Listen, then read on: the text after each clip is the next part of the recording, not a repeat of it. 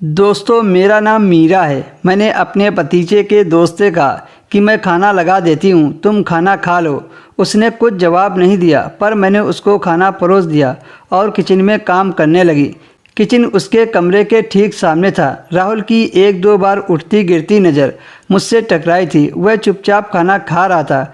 उसने दोबारा कुछ मांगा नहीं, पर फिर भी मैंने उससे पूछ लिया, लेकिन उसने मना कर दिया। वह खाना खाकर प्लेट उठाकर मेरी तरफ आने लगा। मैंने उसके हाथ से प्लेट ले ली, पर फिर भी वह कुछ नहीं बोला। वह बहुत कम बोलता था, अभी नया था, शायद इसीलिए वह थोड़ा हिचकिचा रहा था। इसी बीच मेरी जेठानी ने आवाज़ दी कि तुम्हारी बेटी नीचे रो रही है। मैं नीचे चली गई और बेटी को दूध पिलाने लगी। शाम के 5 बज रहे थे। मैं ऊपर चाय बनाने के लिए आई तो देखा वह बिस्तर पर लेटा कोई किताब के पन्ने पलट रहा था। मैंने उससे पूछा, चाय पिएंगे? उसने हाँ में सिर हिला दिया, पर बोला नहीं। मैं चाय बनाने लगी, वह अपनी किताबों के पन्नों में उलझा रहा।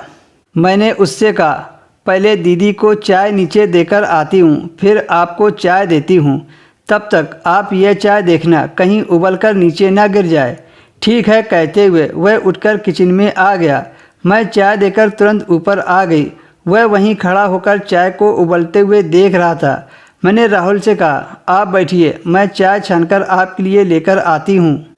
वह वापस अपने कमरे में चला गया। मैंने कहा, पानी भी लेंगे क्या? उसने कहा, हाँ। मैंने पानी लिया और उसके सामने टेबल पर रख दिया और वापस आकर चाय छानने लगी। 2 कप में चाय निकाली और उसके पास आ गई। चाय का कप मैंने उसके हाथों में पकड़ाया और मेरा हाथ उसके हाथों से छू गया। पहली बार मैंने उसे छुआ तो बहुत अच्छा लगा। मैंने पूछा, चाय कैसी बनी है? तो उसने तारीफ़ करते हुए कहा, आप चाय बहुत अच्छी बनाती हो। इतना कहते कहते वो मेरे नज़दीक आ गया और होठों को चूम लिया। मुझे बहुत अच्छा लग रहा था, क्योंकि मैं कई दिनों से इस चीज़ की प्यासी थी।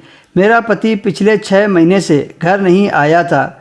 वो विदेश में रहता है और प्यासी मछली की तरह मैं भी पानी की तलाश में थी, और उसके इतना करते ही मैं उसकी बाहों में समा गई।